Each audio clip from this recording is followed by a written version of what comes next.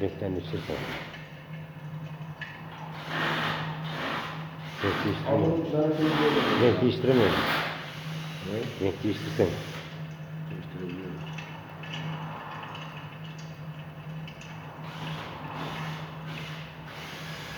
Anlamlar da